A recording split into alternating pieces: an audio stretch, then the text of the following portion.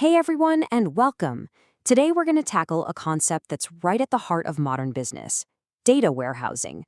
We're going to pull back the curtain on how companies turn these huge, messy mountains of raw data into a crystal clear source of insight that can actually drive big decisions.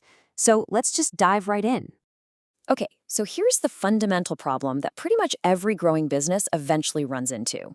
You're collecting data from everywhere: your sales system, your website, your accounting software, you name it. But the second you want to ask a really important big picture question, something like, how did our marketing campaign last quarter affect sales of our top products over the last 5 years?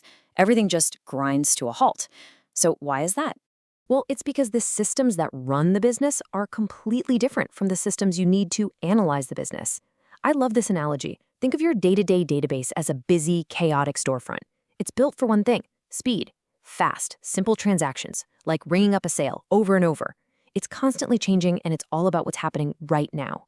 But a data warehouse, that's like the corporate library. It's quiet, it's organized, and it's purpose-built for deep historical research.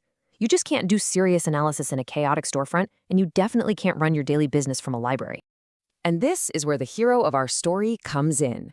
To solve this huge problem, you need a system that's designed from the ground up, specifically for analysis. You need a data warehouse. Now, this is the classic textbook definition, and I know it looks a little dense, but it is packed with meaning. Let's just focus on those four key ideas here: subject-oriented, integrated, time-variant, and non-volatile.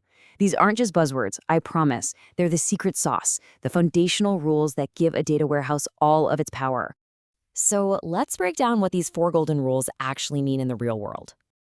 Here they are, the four pillars that hold the whole thing up: subject-oriented, integrated, time-variant, and non-volatile. Let's take them one by one.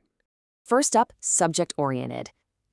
This visual really nails the shift in thinking.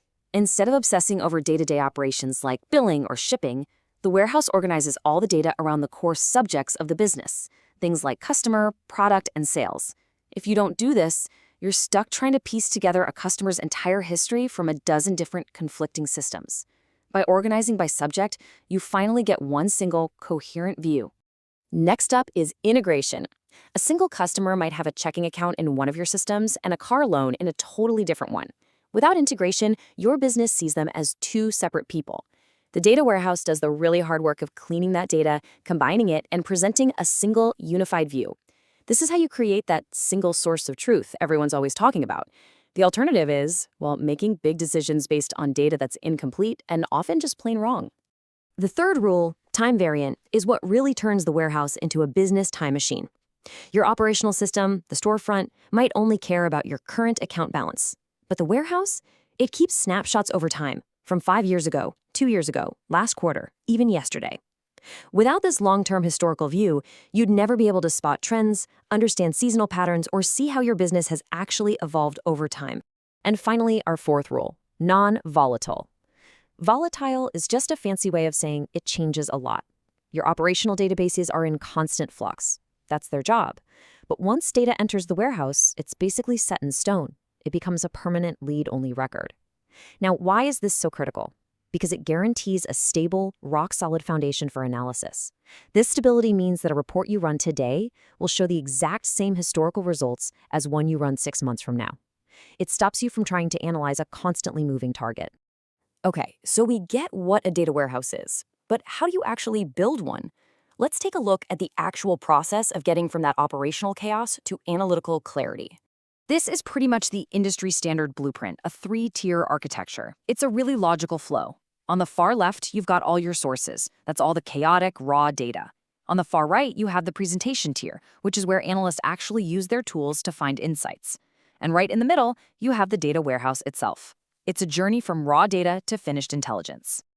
But let's zoom in on the most critical part of this whole journey. Before any data can even dream of entering the warehouse, it has to pass through a special area called a staging area. This is where the real work, the real magic happens. It's a process called ETL, and it's the engine that turns all that chaos into pure clarity. ETL simply stands for extract, transform, and load. First, you extract the raw data from all those different source systems. Then comes the most important step. You transform it. This is where you clean it, You standardize it, you get rid of duplicates, you integrate everything. Finally, you load that beautiful, clean, processed data into the warehouse. ETL is that disciplined, crucial process that makes the data trustworthy and ready to be analyzed. So, the library is built, the shelves are perfectly organized. What's the big payoff? Let's talk about how analysts actually use this incredible structure to find the hidden stories in the data. Analysts have a whole suite of powerful tools to explore the warehouse. You've got reporting tools that create the dashboards and charts we're all familiar with. You've got data mining tools that use really smart algorithms to uncover hidden patterns. And right at the center of it all are OLTP, or online analytical processing tools. These are what allow for that really complex, multidimensional analysis.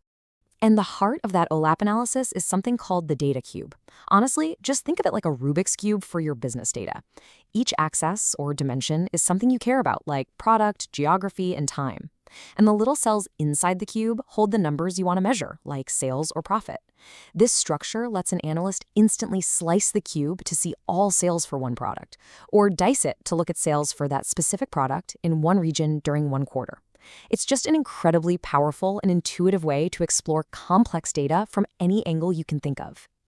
And that really brings us to the end of our journey. We've gone from a chaotic data storefront to a pristine corporate library built on those 4 golden rules and powered by ETL. And with tools like the Data Cube, analysts can finally ask truly profound questions. Which, of course, leaves us with one last thought. Now that the library is built and the tools are ready, what hidden stories are waiting to be discovered in your data? Thanks for watching.